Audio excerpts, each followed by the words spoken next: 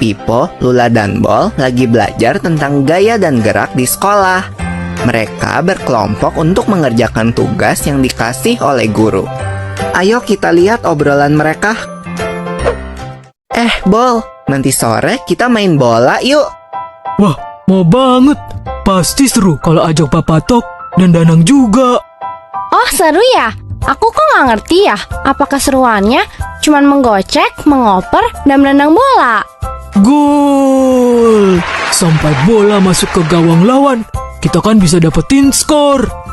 Dan tahu nggak sih, setiap kita menggocek, mengoper, dan menendang bola, bola tersebut diberi sebuah gaya.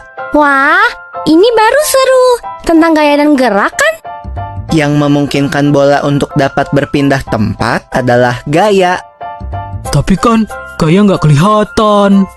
Gaya memang nggak kelihatan, tapi akibat dari gaya terhadap sebuah benda dapat kita lihat dan rasakan. Seperti menendang. Jadi, gaya itu apa sih? Gaya adalah segala macam bentuk tarikan atau dorongan.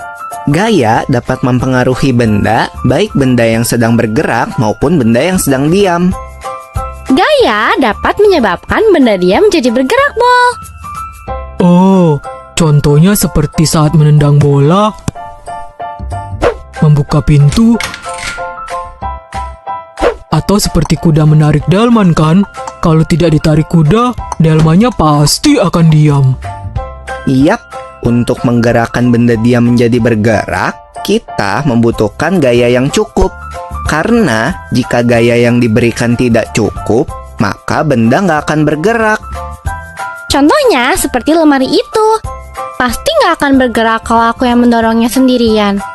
Akan berbeda kalau lemari itu didorong oleh beberapa orang dewasa.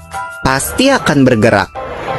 Kalau lemarinya didorong sama 4 orang, pasti lebih cepat daripada didorong oleh 2 orang saja ya. Itu kan artinya benda yang bergerak dapat bergerak makin cepat jika diberikan gaya tambahan. Semakin besar gaya yang diberikan, benda dapat bergerak semakin cepat. Lalu bagaimana kalau kamu menendang bola, lalu aku menangkap bola itu? Kan bola itu akan berhenti. Diam saat ditangkap. Iya, itu namanya benda bergerak dapat menjadi diam jika diberikan gaya. Lalu bagaimana kalau waktu aku bermain bulu tangkis? Kok yang melayang ke arahku kan ditangkis, jadinya akan gerak ke arah lain kan? Begitu juga waktu aku menendang bola dengan keras, lalu ditepis oleh penjaga gawang, bola akan berubah arah. Betul, Bol. Benda bergerak juga dapat berubah arah jika diberikan gaya. Setelah mengenai bidang yang keras, benda juga dapat bergerak berbalik arah atau yang biasa disebut dengan gerak memantul. Gerak memantul dapat terjadi pada bidang datar dan bidang tegak. Ini kan seperti waktu kita melempar bola tenis ke tembok atau dinding. Maka bola akan bergerak berbalik arah setelah kena dinding. Mengayuh sepeda kan termasuk gaya juga toh. Tepat sekali. Saat kaki menekan pedal sepeda, terjadilah gaya berupa dorongan dan sepeda pun melaju. Beda gak sih mengayuh sepeda di jalan yang datar dengan di jalan yang miring? Beda dong. Mengayuh sepeda di jalan menanjak butuh gaya yang lebih besar daripada di jalan yang datar. Semakin miring jalan menanjaknya, makin besar gaya yang dibutuhkan. Berbeda dengan mengayuh sepeda di jalan menurun.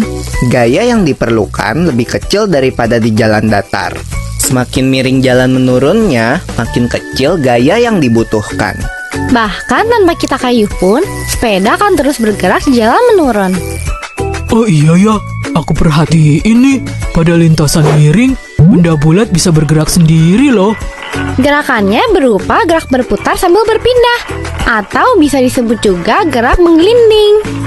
Kalau gak ada yang nahan, benda pasti bergerak ke bawah kan? Betul, jenis gerak ini terjadi di semua bentuk benda, Bol. Benda bulat, benda kotak, atau benda lembaran akan jatuh ke bawah jika tidak ada yang menahannya. Termasuk benda cair juga ya, yang akan selalu bergerak menuju ke tempat yang lebih rendah. Gerakan semua benda cair seperti gerak air disebut mengalir. Contohnya, menyebabkan air dari atas genting mengalir ke tanah, dan saat kita mandi, air mengalir ke lubang pembuangan air yang biasanya lebih rendah. Asik, pulang! Wah, gak berasa udah selesai jam pelajarannya ya. Yuk, kita rangkum dulu apa yang sudah kita pelajari tadi sebelum pulang. Yang pertama, gaya itu dapat berupa tarikan atau dorongan. Lalu gaya dapat mempengaruhi gerak dan bentuk benda. Gaya mengakibatkan benda diam menjadi bergerak, benda bergerak menjadi diam, bergerak makin cepat, atau berubah arah. Lalu, tentang gerak benda nih. Berputar, menggelinding, jatuh, memantul, dan mengalir merupakan jenis gerak benda. Asik! Aku jadi semakin paham nih tentang gaya dan gerak. Sampai ketemu nanti di lapangan bola ya, teman-teman.